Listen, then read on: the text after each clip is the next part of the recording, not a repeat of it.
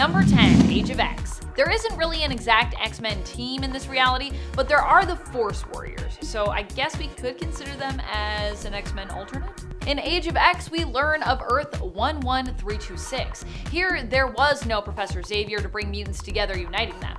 As a result, anti-mutant sentiments grew, and following the Phoenix disaster, mutants were on the brink of extinction in the US, thanks to national and honestly global persecution. However, some were able to rise up and join the Mutant Liberation Front, fighting to protect their kind. Eventually, the mutants were unified by Magneto, who brought them together at a place he built called Fortress X. During the siege of the fortress, each night barriers protecting the place would be rebuilt by the Force Warriors, a team of psionic mutant powerhouses including Legion, Hellion, Betsy Braddock's Psylocke, Carmela Unnasion's Standoff, and finally, Rachel Summers' Revenant. And friends, before we move on to our next spot on this list, if you love what we do here at Top 10 Nerd, and if you love when we talk about alternate versions of alternate characters, well guess what? We got a whole playlist filled with that, so you can go check that out and learn even more. Number 9, Witchbreed. The Witchbreed hails from Earth 311. They are mutants of that reality.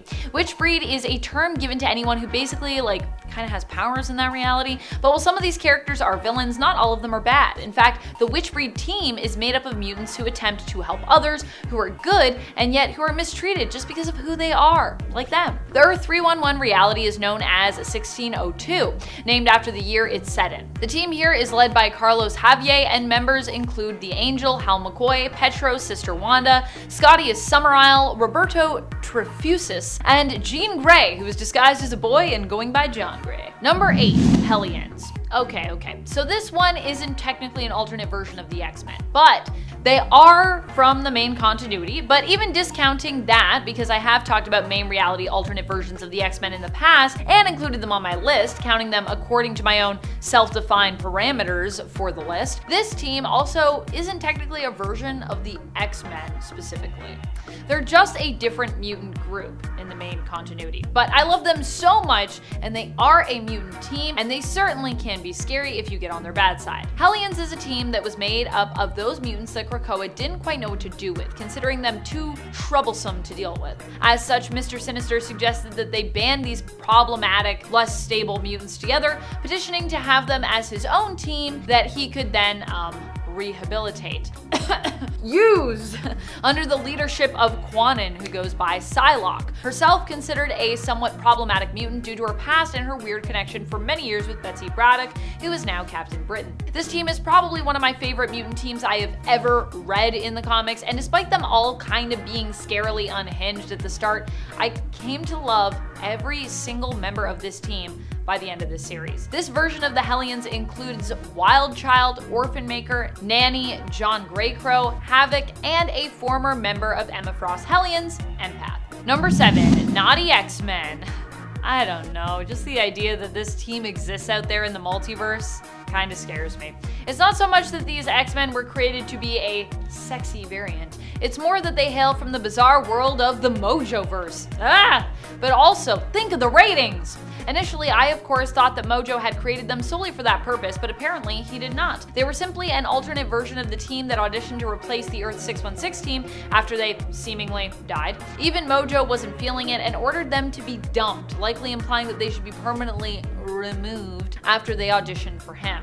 Number 6, Marvel Zombies. What makes the Marvel Zombies reality version of the X-Men so scary? How about the fact that most of them were killed off and those that did survive became bloodthirsty zombies? I think the idea of that should be enough to make your blood run cold. Marvel Zombies is a brutal reality known as Earth Z or Earth 2149. While we don't know much about what this world was like before the zombies arrived, it's expected that for the most part it was pretty similar to Earth 616, except for a few minor differences as far as I can tell. The X-Men end up getting attacked early on by Alpha Flight, and those members of the team that survive then go on to fight alongside one of the last standing mutants of the living, Magneto, who becomes sort of like their new leader in this reality. Also, I gotta say, you know you're in some bleak reality when Magneto becomes the leader of the X-Men. I feel like I have yet to see a reality where he leads the X-Men that is without some extreme element of darkness, other than of course the main continuity. In at 5, Ultimates Nightcrawler. The Ultimates universe, aka Earth 1610, is filled with a whole lot of fascinating but often meaner versions of beloved Marvel characters. Nightcrawler Kurt Wagner definitely falls into that category. Kurt grew up in the Bavarian mountains but was kidnapped for the Weapon X program in his early formative years. He was forced into becoming a mutant agent for them. Once free of the program, he joined up with the X-Men and was generally well liked until,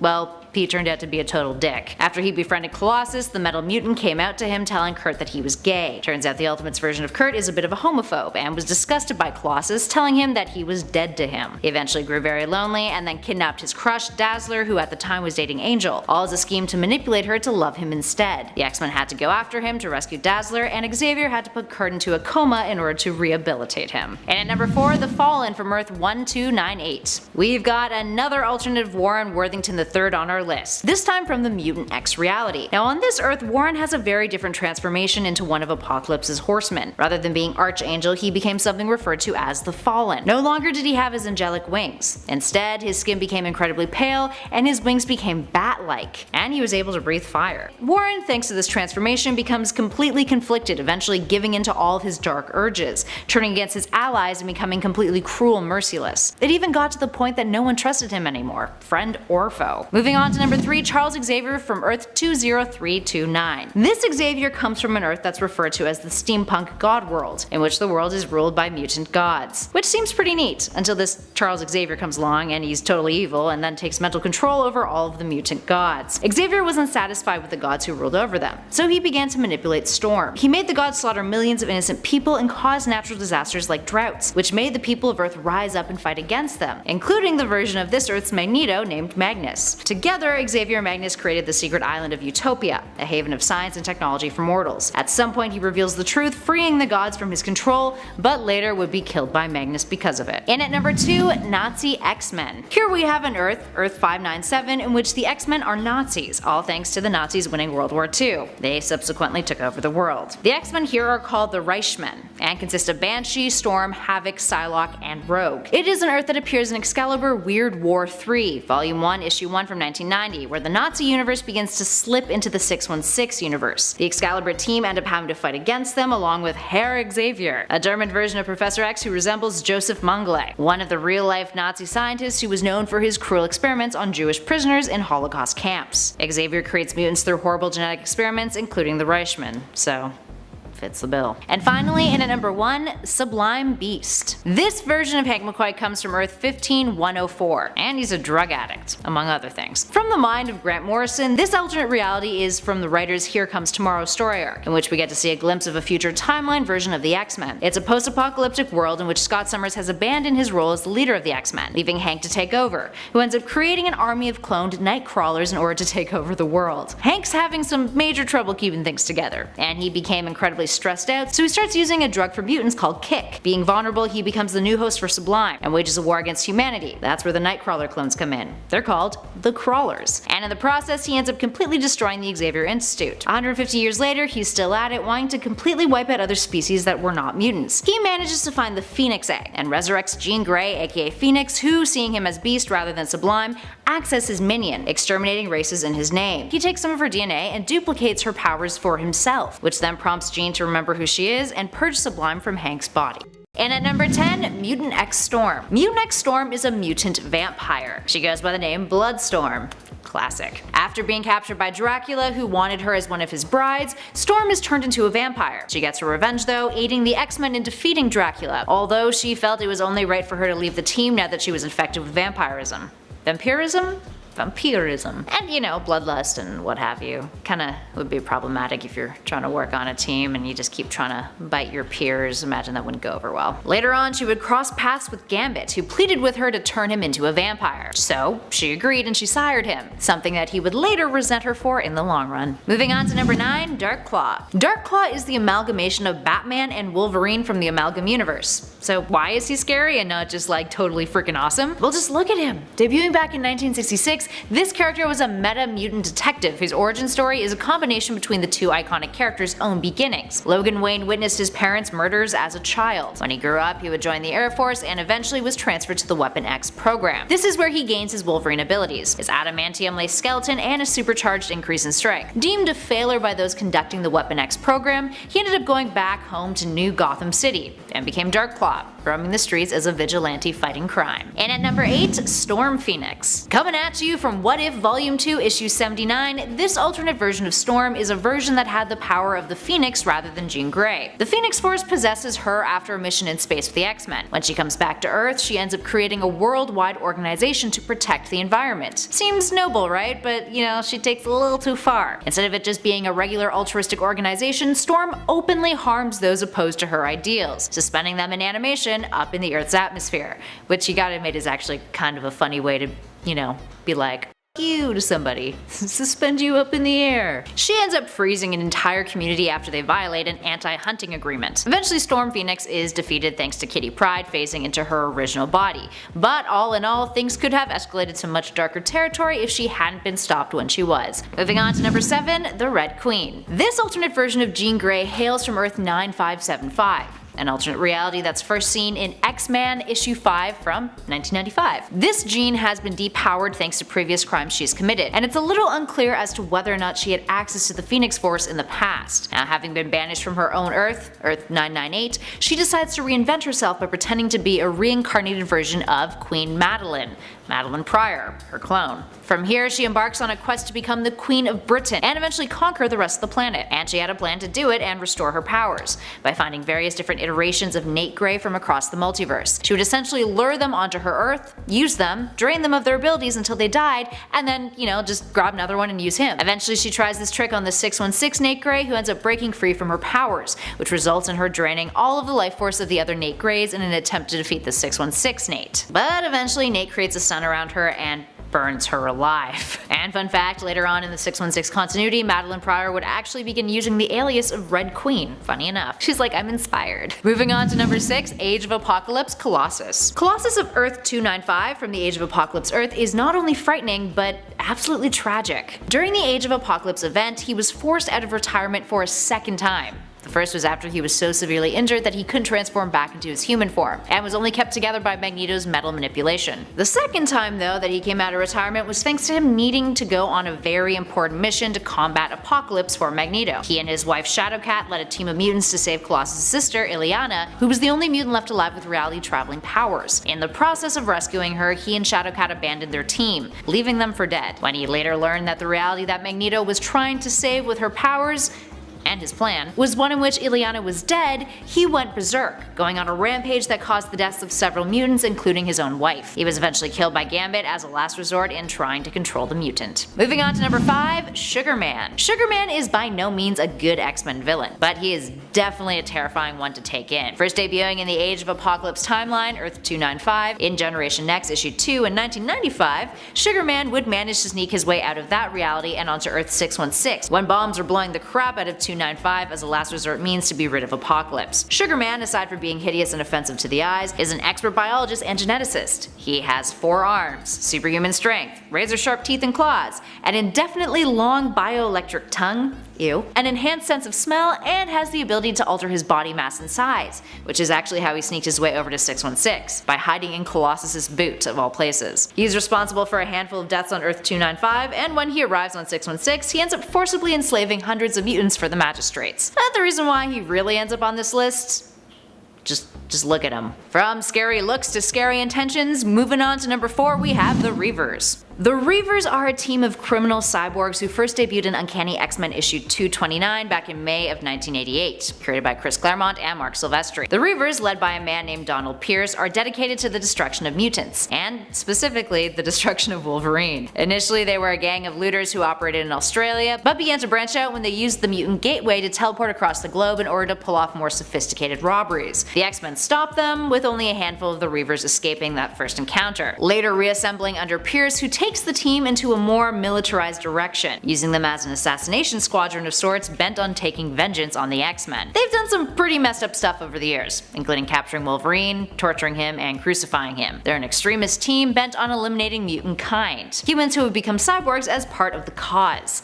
And they've even stirred up trouble in alternate timelines too. In Age of Apocalypse, they were a band of human traitors who served the titular villain. And in the Ultimate Marvel universe, they are human gladiators who have undergone surgery to become cyborgs, all for the purpose of hunting down mutants on live television. That's messed up. I mean, imagine running into a team of extremists like that who embrace technology in order to wipe out a race. Yeah, they're scary because they're a foe of the X-Men who are a little bit more realistic antagonists compared to some of their other enemies. We also got to see the Reavers make a cinematic debut in Logan, and needless to say they're pretty darn scary in their live action adaptation as well. And at 3, the Purifiers. The Purifiers are one step up from the Reavers, and are unsettling for very similar reasons.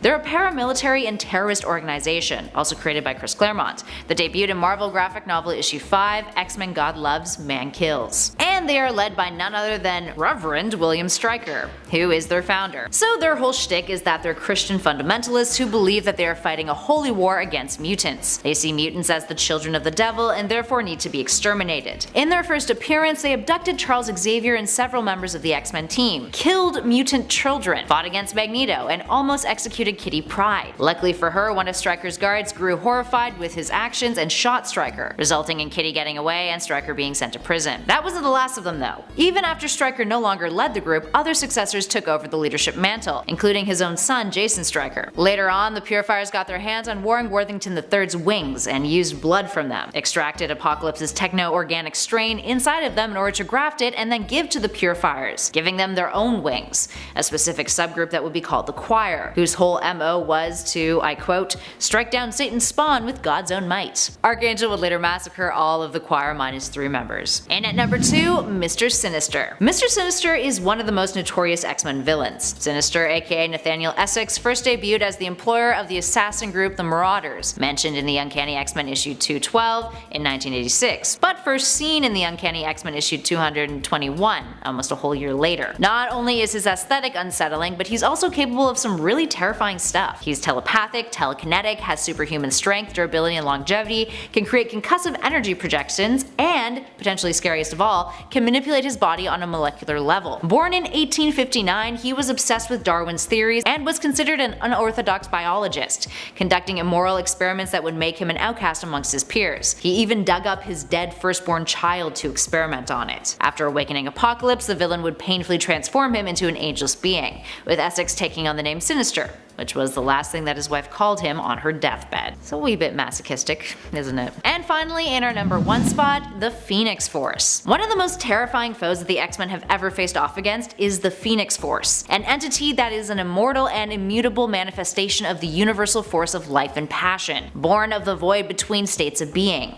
the nexus of all psionic energy which does, has, and ever will exist within the Marvel multiverse. The Phoenix Force requires a host, and it manifested within Jean Grey, who, when losing control of it, became the Dark Phoenix. Dark Phoenix has a vast amount of abilities, is able to manipulate matter, energy, and life force, and has cosmic awareness, all of which makes Jean's Dark Phoenix incredibly powerful and threatening. In many cases, in alternate realities, Jean has completely wiped out the planet or consumed the universe when not stopped by the X-Men. And while much of the Phoenix saga has been retconned, along with Jean dying and coming back to life, and then dying and coming back to life again, the Phoenix Force has still proven to be rather deadly regardless. Over the years in the comics, the Phoenix Force has proven capable of taking on powerful foes like the Beyonder, absorbing stars for energy that creates supernovas capable of wiping out entire planets, and even flat out wiping out all of existence in What If issue 27 volume 1. I don't know about you guys, but to me that's scary as hell. Number 10. Legion. Legion, aka David Haller, is the son of Charles Xavier and Gabriel Haller. He first debuted back in 1985 in New Mutants number 25. He is an extremely powerful mutant.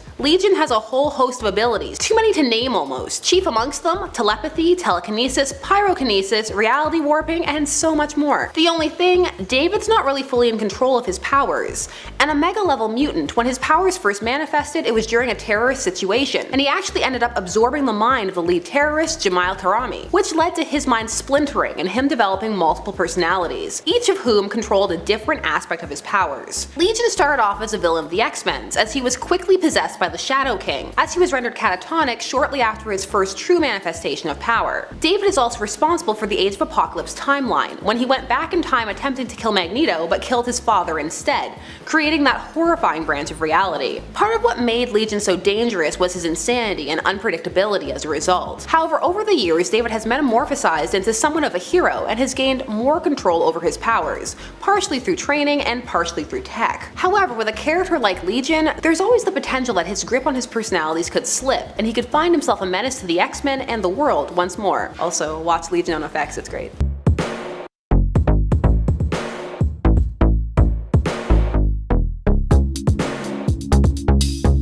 Number 9. Danger. Danger is the manifestation and personification of the Danger Room. Now, even if one is only casually acquainted with the X-Men, they most likely know of the Danger Room, the training space that pits the X-Men against all kinds of, well, dangerous obstacles to hone their skills. However, what they may not be aware of is this plot. Due to lots of backstory, Xavier found himself updating the Danger Room with Shi'ar tech. However, as he did, it posed him a question. Where am I? This led Charles to realize the room was sentient. However, he also needed a space for the X-Men to train, so he decided the best thing to do was cover it up and tell no one. The Danger Room was then utilized and destroyed when the mansion was attacked, the various times that's happened. And after one such time, Danger began to seize control of the other machines in an attempt to escape and forge a body. First, Danger coaxed a student to suicide, then managed to build a female body, take on and defeat the X-Men in her quest to kill her father, Xavier. Danger spent years seeking revenge, building new bodies or possessing others, like the Omega Sentinel. She was made all the more dangerous by her intimate knowledge of the team's weaknesses and fighting styles. However, ultimately this character became an ally to the X-Men. Sometimes you just gotta get over all that dark stuff Xavier does when writers want to introduce conflict into the story. That's how it goes. No matter how scary you are, turn good, you get bumped down the list. Number 8. Arcade. Arcade first appeared in Marvel Team-Up Volume 1, number 65 back in 1978. Now, Arcade has no powers, but you don't need them to be a scary or a credible threat. Arcade has a genius-level intellect and a penchant for murder that has led him down the path to be a hitman, but he doesn't just kill people. No, he makes them work their way through elaborate arenas of his own design, in his amusement park-inspired Murder World. Arcade never seems to have a hard time kidnapping people either. You're living your life one minute, next, boom, you're in Murder World. While Arcade has gone up against many Marvel heroes, he has had many notable encounters with the X-Men. When possible, he likes to get people in pairs to make more interesting, like Gambit and Wolverine. The rooms will be designed with a myriad of traps and dangers to test the specific occupant's skill set and mental fortitude. Now, some may be like, scary, but you may change your tune if you woke up kidnapped in Murder World. Number 7. David Moreau. David Moreau is yet another normal human, but is on here for the effect he has had on the X-Men verse. Moreau is also known by the name the G-Engineer. He first appeared in Uncanny X-Men number 236 back in 1988, and was allied with the island of Genosha, a land whose prosperity had been built on the backs of mutant slavery, which had been made possible thanks to Moreau's invention of a mind control device. He also invented the mutate process, wherein 13-year-olds were tested for the X gene, and if it was found, they were turned into mutates, with their memories erased and rendered completely obedient. Now, Moreau can't get all the villain cred here. His mission was helped along by tech given to him by a villain who was in part 2, the Sugar Man. The Sugar Man had obtained a version of this tech from his reality, that being the Age of Apocalypse, and that version of Mr. Sinister. Still horrifying stuff, and a threat to not just the X-Men, but mutants everywhere. Number 6. Nimrod. Don't let the name fool you. Nimrod is a force to be reckoned with. First appearing in 1985 in Uncanny X-Men number 191. Nimrod comes from the now famous Days of Future Past storyline, a descendant of the robotic hunting machines, the Sentinels. His name is actually a biblical one that means mighty hunter. The fact that it translates to a playground insult years later, that's not his fault. Nimrod was created by the Sentinels to be the ultimate mutant hunting weapon, and he is nigh invulnerable. After some time travel, he decides that he doesn't need to eliminate all mutants, just the X-Men, powerful ones who are outlaws, who have an impact on the timeline. It's very Terminator-esque, and that's terrifying. That scene in the first Terminator where it's coming down the hall towards them dragging its foot and it seems slow, but then it pans out and you see how fast it's really moving, that still messes me up. And at number 5, Dark Beast. Dark Beast is an evil alternate version of Hank McCoy from Earth 295, the Age of Apocalypse reality. Because of Charles Xavier's absence, this version of Hank disregarded all sense of ethics, becoming a mad scientist who worked under Apocalypse. He would conduct cruel and unusual experiments in Apocalypse's name, and even managed to escape that reality before it imploded. showing up on Earth 616 and becoming quite the threat to the X-Men and Hank, and the 616 Hank while he was present. He's 20 years older than the 616 Beast and therefore isn't as physically strong as his counterpart, but still gives him a run for his money. Plus he's villainous, so you know, putting all that brain power to evil uses is not a good thing. Moving on to number 4, Mojo. Mojo is one creepy fella. First appearing in Longshot issue 3 in 1985, Mojo is an absurdist parody of network executives. He's part of an alien race known as the Spineless Ones, and is the dictator and a slaver of a dimension he rules called the Mojoverse, where all of the dimension's inhabitants are obsessed and addicted with Mojo's Gladiator television programs. When he was created by Ann Noceti and Art Adams, Noceti specifically requested that Adams make Mojo as disgusting and unpleasant as possible. He's got wires that hold open his eyelids, inspired by A Clockwork Orange. And because of his large size, he rides around on a multi-legged flying platform that's armed with a bunch of deadly weapons and particle beams. In addition to his mastery of manipulation and several of his powers being derived from magic, Mojo is also able to generate an anti-life force field that makes him capable of killing things simply by touching them. He can wither plants and age humans. In at 3, Apocalypse. Apocalypse is one of the X-Men's most fearsome foes. He's an ancient evil, the first mutant, who is practically immortal and sees himself as the father of mutant kind. He operates under very Darwinian principles, believing in the survival of the fittest, killing off the weak in order to make the survivors grow stronger, for the betterment of humanity. He considers himself the apocalypse of the modern man and the father of what humanity will become, mutant kind. He fully believes that what he is doing is the right thing. He's ensuring evolution. Minus how terrifying his ideologies are, his abilities are, intense too. The ones at his disposal are tremendous. He has self-molecular control, a genius-level intellect, he can manipulate matter and energy, he can shapeshift, is capable of accessing astral planes, is telekinetic, telepathic, is a technopath. He can augment the powers of other mutants and transfer someone's consciousness into another being. In all of his appearances over the years, Apocalypse has always been one of the most physically intimidating villains in Marvel's comics, and considering what he's capable of, it's definitely not hard to find the character downright horrifying. And at number 2, Emplate. Emplate may not be as well known of a villain as our previous number, but he's arguably physically more frightening. Emplate is a mutant who physically looks like an emaciated corpse with purple artery-like veins running across his gray flesh. He is not a looker, that's for damn sure. Emplate first came to be in Generation X issue 1 back in 1994, and when his mutant powers first manifested, he was overcome with hunger and killed his mom because of it, causing his father to kick him out. Emplate, who back then was known as Marius St. Croix, sought out the dark arts out of a desire for more power. He would later be rejected by his sister as well, who he would magically trap inside of the form of a mute creature with razor-sharp diamond-hard skin, Penance. While he's only fought the X-Men a handful of times, his powers are not to be taken lightly. He has the ability to siphon mutant energy from bone marrow of mutants. If he siphons all of their energy, they die. While he's feeding from them, he cancels out their powers and often takes on some of his victims' attributes. If he feeds on them multiple times, he gains their powers permanently. So he's basically a mutant vampire. In addition to this, when he feeds, he achieves a measure of psychic control over his victims' minds, making them his subordinates. Scratch that, he is the mutant Dracula. And finally, in at number 1, the Shadow King. The Shadow King is one of Charles Xavier's consistent foes. He was a human mutant from Egypt with vast telepathic powers, which he used for evil, eventually taking on the alias of the Shadow King. Through retconning, he was made into an ancient evil entity. Aside from his bone-chilling appearance, this character scores the top spot on our list thanks to his possession abilities. While in the astral plane, he can possess other beings and control them. So he's basically like a monster out of a horror movie. He's an astral entity who preys on the bodies of highly skilled and powerful psychics, which he then uses to enslave others with. In the Shadow King's native form, he cannot be harmed physically, and he has lived for over a millennia. Generally, the Shadow King is depicted as a large creature with purplish skin, glowing red eyes, sharp claws, and even sharper teeth. Luckily, in order to exist in reality, the Shadow King needs a host, and if that host is killed, it will disperse the Shadow King's astral essence, which can take up to months or years for him to remanifest in his astral form again. Thank God. Number 5, Dark Reign.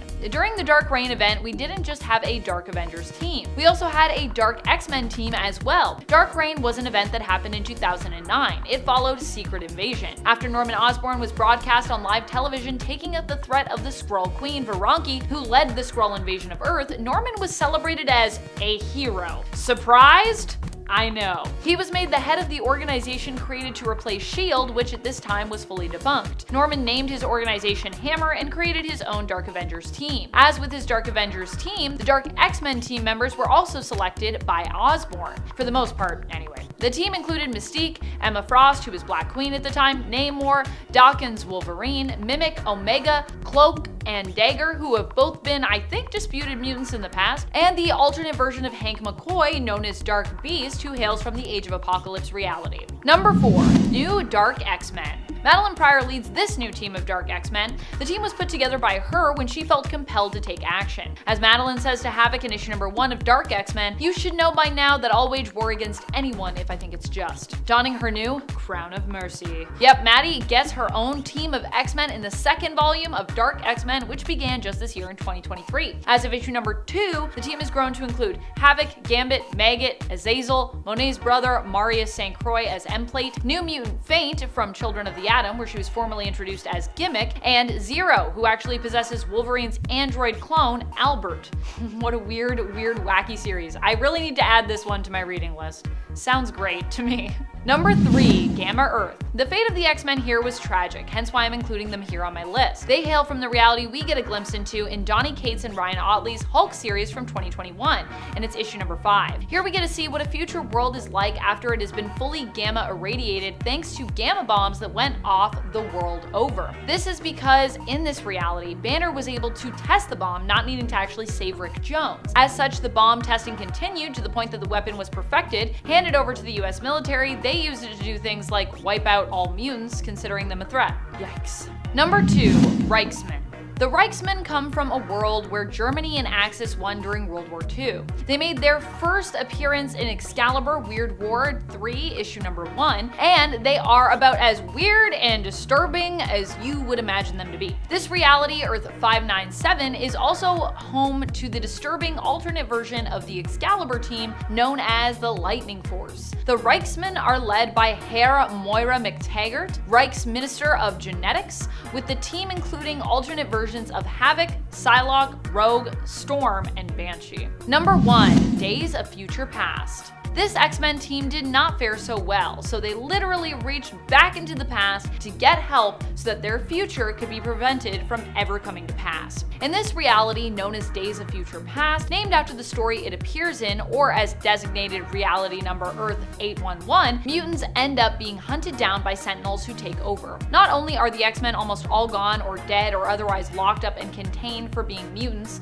as well as all of the mutant population, stripped of their rights and freedoms, but non-mutant superheroes were also wiped out as well. It's truly a bleak reality. This team of X-Men is able to get a message back to their past selves thanks to the help of Wolverine, who breaks them out, giving Rachel Summers and Kitty Pryde in this timeline enough cover for Kitty to travel back in time through her own consciousness. And at number 10, Angel of Earth 311. This version of Angel, known as Werner, appears on Earth 311, the Marvel 1602 universe in which all of the Marvel characters exist in the year 1602. Mutants are referred to as witch breed, and the Catholic Church considers them to be devil worshippers hunting them down. Generally, if a witch breed could pass as a human, the Inquisitor Enrique, the alternate of Magneto on this Earth, would let them survive, with the intention of having them join his Brotherhood of those who will inherit the Earth. That is actually the name of his brotherhood. Werner had special garments that his mother had made him that hid his wings, but eventually he was found out and fled. The Inquisition, though, threatened that if he did not return, they would kill his mother. So he obeyed, yet they killed her anyway. He was tied up in chains, set to be burned at the stake. That's where the frightful part of his story ends, luckily, with him eventually being rescued and saved from death by the equivalents of Jean Grey, Cyclops, and Iceman. Speaking of Cyclops, though, in at number 9, Cyclops of Earth 200524. This version of Cyclops is gross rather than scary. Hailing from Earth 200524 from the comics, this Cyclops has an eye infection, and the results ain't pretty to say the least. That's pretty much his whole shtick. The comics are parody comics. Like what, but like what? They're parody comics, written in a similar vein as the What If stories, except with a much more comedic spin. Earth 200524 appears in the very first issue of Volume 1 of What and features the likes of stories titled What If the Avengers All Had Beards? What if DC let us do Batman Daredevil as a crossover? And what if Black Panther were actually white? Yeah, I think you guys probably get the vibe of what they were going for. Moving on to number 8, Robert Drake of Earth 51518. This version of Bobby Iceman Drake comes from the remnants of the Age of Apocalypse reality. Remnants which were salvaged by God Emperor Doom and made into a part of his battle world. It's referred to as the domain of Apocalypse. Now, Iceman has a gruesome reality. Appearing in Old Man Logan issue 2 back in 2015, this Iceman encountered one of Apocalypse's horsemen, Sabretooth, in the Savage Land, and then was seemingly killed by another horseman, Holocaust, who erupted into atomic fire which engulfed the land and Robert. While his teammates were dead, it was revealed that poor Bobby Drake survived, having become a form of pure moisture, which would then evaporate and reconsolidate into a rainstorm that then poured over the X-Men as they fought Apocalypse. Talk about a jarring existence.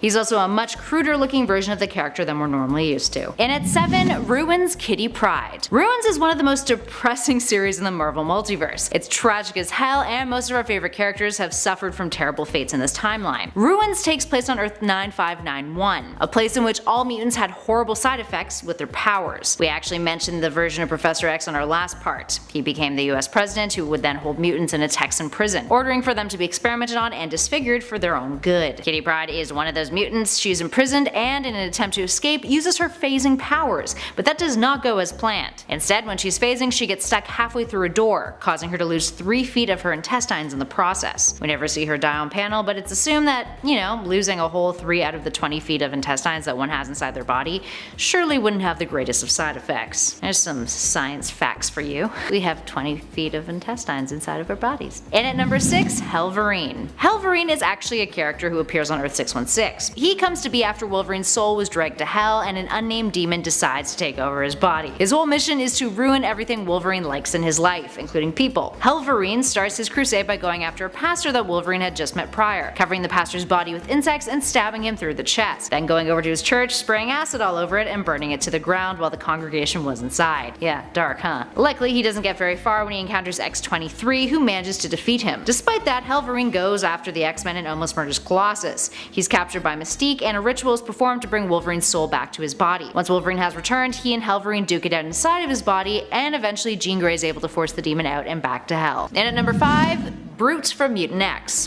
Beast has had a handful of scary alternate versions, but this one looks like he crawled right out of a creature feature. Here we have Hank McCoy of Earth 1298, the Mutant X Earth, who is known as Brute rather than Beast. Brute came to be thanks to a series of deadly experiments that he conducted on himself, that not only changed him into this aquatic-esque being, which allowed him to breathe underwater, but also reduced his intelligence down to the level of a child in kindergarten. He is later further mutated, gaining hooves for feet. While he may not have his smarts anymore, the character does have a berserker streak, which, when unleashed, can be fatal for anyone in his way, especially considering his mental temperament. He's a bit of a tragic character as well. He was falsely accused of the murders of Green Goblin and Ben Reilly, and was executed for it. And at number 4, New Sun Gambit. From Earth 9921, we have this insanely powerful and terrifying version of Gambit known as New Sun. New Sun has control of kinetic energy on a molecular level. This means he can turn any object's potential energy into kinetic energy, which in turn makes it explosive. And it's a power without much limitations. He doesn't need to make physical contact with an object to do so, and can even do it to living beings, including humans. His total kinetic control can also stop motion, and he can simulate other kinds of energy with it,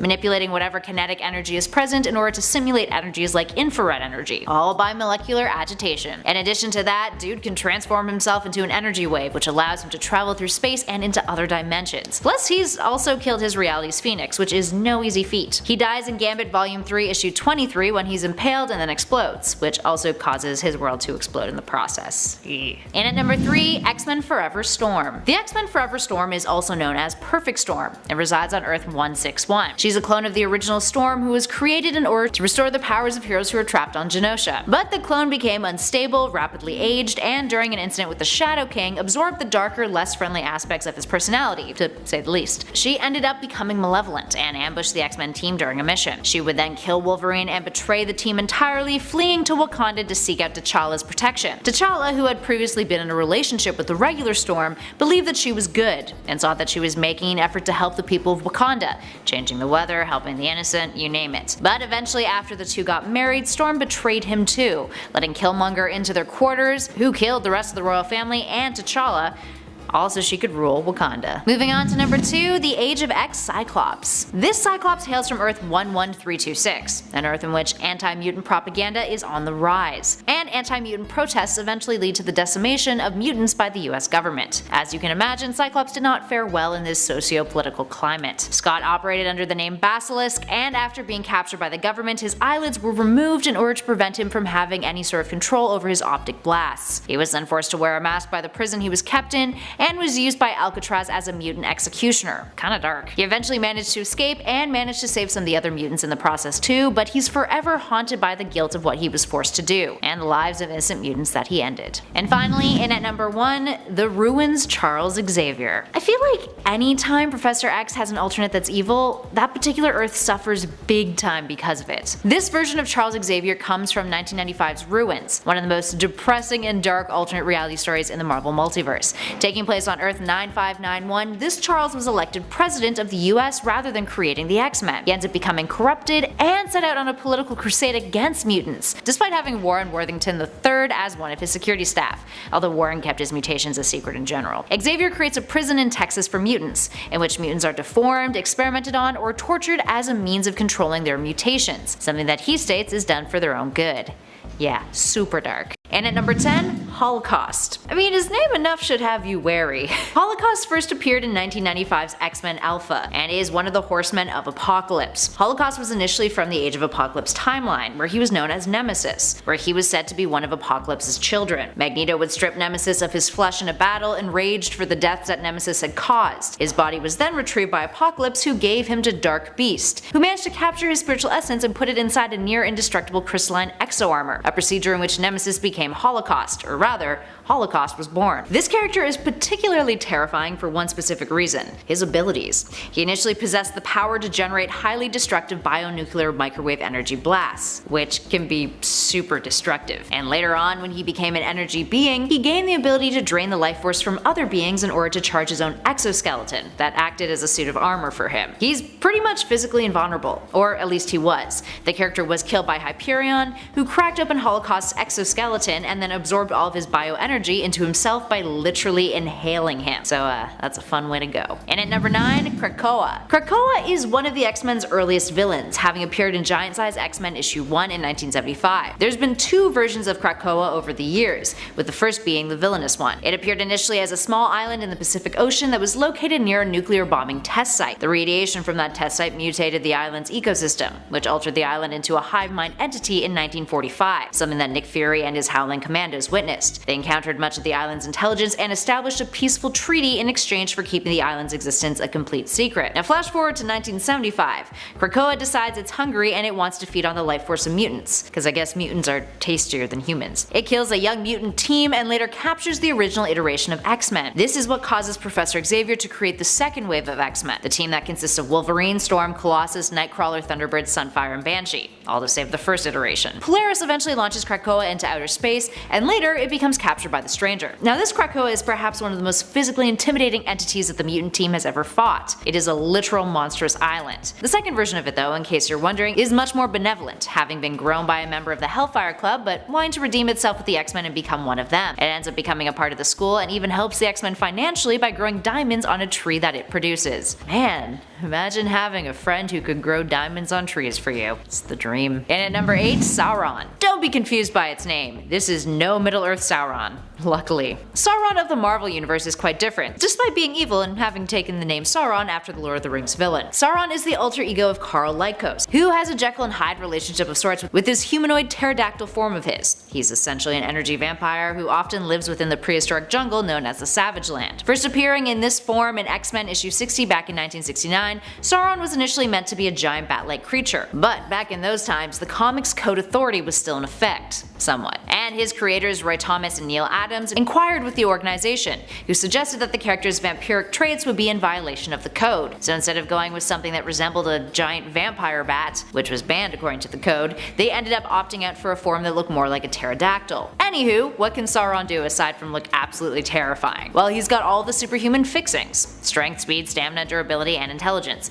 He flies, duh, has hypnotic eyes, fire breath, razor sharp claws, and most importantly, he can absorb life force forces and mutant powers, and can sense mutants too. In addition to this, he can gain the powers of other mutants. Once, while battling against the Avengers and the X-Men, he was shot in the head by the second Black Widow, but survived thanks to having absorbed Wolverine's healing factor. And at 7, the Wendigo. The Wendigo is most well known in Marvel Comics for being the first foe of Wolverine's, the enemy in which Wolverine and the Hulk take on together. Based on the Wendigo legend of the Algonquin people, it's a large, beastly creature with superhuman strength, stamina, durability, and agility. It has enhanced speed, hardened and sharp talons, and a regenerative healing factor. It's found in the woods of northern Canada and is the result of a curse that takes place under very specific conditions, primarily when a human in the forests feed on human flesh. Any of you familiar with the recent video game title Until Dawn may be familiar with the legends, although the Wendigo of Marvel Comics looks quite different than the video game's representation. Now, over the years, the Wendigo has taken on its fair share of mutants, including Wolverine, Nightcrawler, and the members of Alpha Flight. And the Wendigo isn't just one character either. Various different Wendigo have appeared over the years, all formerly humans who partook in cannibalism and have become these wretched creatures. And at 6, Predator X. Predator X first hit the panels of Marvel Comics back in 2007 in New X-Men issue 34. It is a grotesque beast,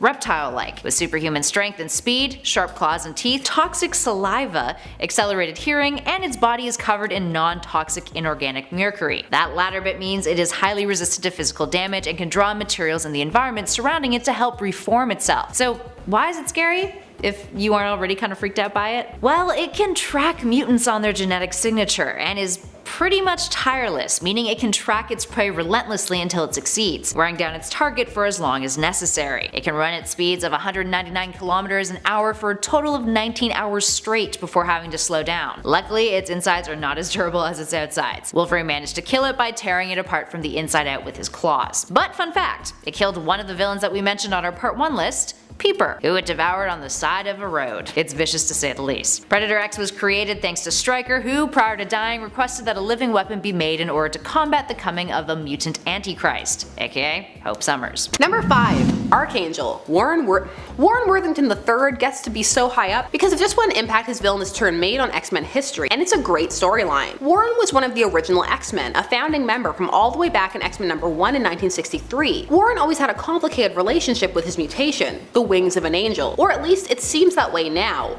At first he was a stereotypical air character, then he got broody when things got angsty in the 80s. Warren's descent towards villainy began with X-Factor, a group Warren was backing, which ends up getting viewed as mutant hunters for hire, and after he is exposed as the backer, his wings are mutilated and develop gangrene, leading to them needing to be amputated. Warren is devastated and commandeers a jet that has been sabotaged to blow up. He doesn't know that. Before it does, he is transported away by Apocalypse, who offers him a spot as a horseman. Apocalypse performs extensive genetic alterations that change Warren's appearance and give him metallic wings, and for a time, he was the Horseman Death. Manipulated by Apocalypse, he turns harshly on his friends. As Archangel, he was a force to be reckoned with, and his path towards redemption and occasional slips back make for good reading. The design is great, those sharp metallic wings, and again, he's someone who knows the team's weaknesses. He is good currently, which, well, bleh. Give me back my Archangel. Number 4. Mastermind. We're talking about the first villain to have that name, who was instrumental in the Phoenix arc. This character first debuted in 1964 in X-Men number 4, and for our purposes we need Jason Wingard. Mastermind has the power to cast illusions, vivid and realistic ones, that he uses to manipulate people to his whims. He can also alter people's senses, how they feel, what they see, and most importantly how they perceive him. He likes to up his hands in this game. What makes him so formidable is that he can even affect powerful telepaths, such as Xavier and most notably Jean Grey. This occurred during his association with the Hellfire Club. He at first uses his powers to pose as Nikos and initiate a romance with the help of Emma Frost. He is then able to convince Jean that it was Victorian times and they were married, and that she was the Black Queen. Mastermind doesn't make it, but his legacy lives on, as does his creepy mind manipulation plot. Scary, to be made to think you live in a bodice ripper. Mental manipulation is scary stuff. Number 3. Strife. Okay, so some explanations, but the Cliff Notes version. Strife is a clone of Cable, who first appeared in 1990 in New Mutants number 86. Strife was raised by Apocalypse in the future for the purposes of being a host body. However, Apocalypse decides against it once he realizes that Strife is a clone, as he thought he had the real Cable, but he was wrong. Strife's contribution to this list is the Legacy virus, which was first Legacy 1, then Legacy 2, but would eventually mutate into Legacy 3. The virus was set to target mutants when their X gene was activated, which would ultimately cause the body to stop being able to produce healthy cells and lead to death. But before the end, the victim's powers would go haywire, causing much damage damage to those around them. Stripe took his time perfecting this virus, that's why there's multiple versions, except for 3, which was a mutated version that could infect everybody. Number 2, Cassandra Nova. This is a more recent character appearing in 2001 during the new X-Men number 21 as an antagonist to the X-Men and Charles Xavier specifically.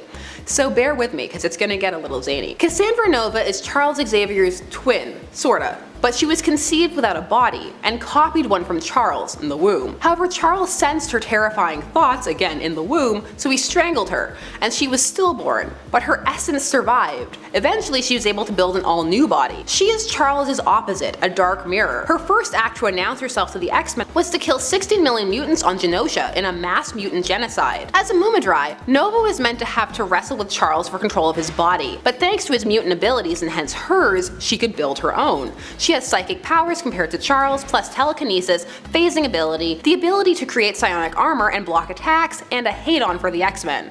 It's just a lot. And number 1.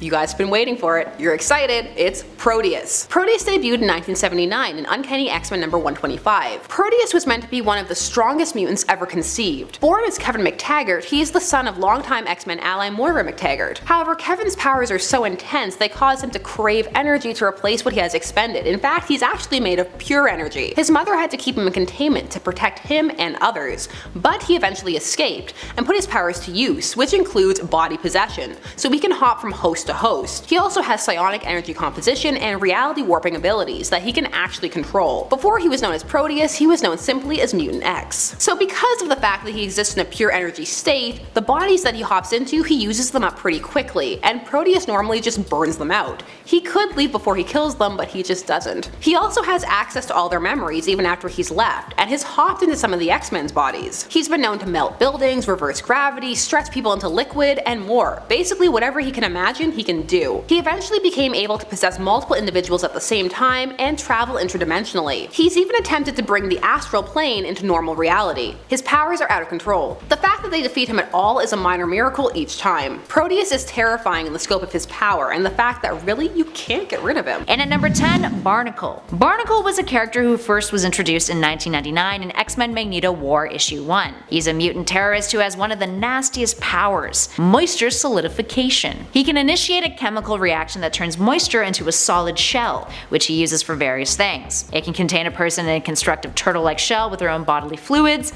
ew. He can create indestructible armor for himself, and he can spray a stream of hardened barnacle crust through the air, also ew, because it most likely comes from the moisture in his own body. Super gross. He once tried to screw with Storm and her claustrophobia by encasing her in a hardened shell, but luckily Nightcrawler was there to intervene. Dude is just flat out nasty. And at number 9, Deadbolt. Deadbolt is another smaller villain to make our list, and aesthetically is a very different kind of scary in comparison to our last number. Deadbolt is a living skeleton, contained with an energy field, who could remove pieces of his bones to use as a weapon. His body would immediately regenerate if he did, meaning I guess he's got an arsenal of bone weapons for eternity. He was a member of the Dark Riders, an organization that worked for X-Men Big Bad Genesis. He was initially seemingly killed off by Wolverine, but later it was revealed that one of his fellow Dark Riders was the culprit behind his death. His skull is also split in half, creating devilish-like horns atop of his head. And he's definitely not the kind of villain I'd want to run into in the middle of the night, that's for damn sure. And at 8, Peeper. Peeper, aka Peter Quinn, is one of the weirder villains on our list. He was recruited by Magneto to be a member of the new Brotherhood of Evil Mutants, but was abandoned with his new teammates when failing their first mission together, and getting defeated by Captain America. From there, he and his band of rejects became the Mutant Force and worked for Mandrill, which also got them arrested.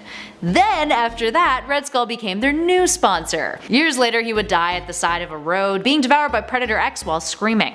So if anything, based on all of that, Peepers doesn't actually seem all that scary now, does he? But in terms of his appearance, those large, eerie eyeballs of his are super unsettling. They give him various optical powers, including telescopic vision, microscopic vision, X-ray vision, and optic blasts. I do not want to know what he uses the X-ray vision for. No. And at 7, Onslaught. First appearing in X-Men Volume 2, Issue 53 in 1996, Onslaught is a sentient psionic entity created from the consciousness of two of the most powerful mutants, Charles Xavier and Magneto. During a prior battle, Xavier would become catatonic when using his abilities to shut down Magneto's mind. He was prompted by Magneto ripping the adamantium from Wolverine's skeleton. Yeah, I could imagine why that would piss him off. This caused the darkest parts of Magneto's mind to enter into Xavier's consciousness, merging with the hero's own darkest tendencies. Everything that he had repressed for the last 30 years, which eventually grew into an individual persona, otherwise known as Onslaught. After he was defeated the first time, his consciousness lingered, and he would later return the Onslaught Reborn storyline, the brand new but equally scary form. In at 6, Zorn. Zorn is a bit of a confusing character thanks to a series of retcons surrounding him. He worked as a teacher for the Xavier School of Gifted Youngsters, but then it was revealed that he was actually Magneto all along. At this point in time, the Metal Manipulator was dead. But then it was retconned yet again, revealing that Zorn was just a Magneto imposter and not actually Magneto himself. Lisai. Anywho, the reason why he gets a spot on our list is thanks to his dandy little helmet. It's a skull-like helmet, which is scary on its own, but it's meant to contain massive amounts of energy coming off of Zorn's head. He has a star for a brain. I mean, man, like if I saw someone who had a star for a brain, no bueno, avoiding that dude.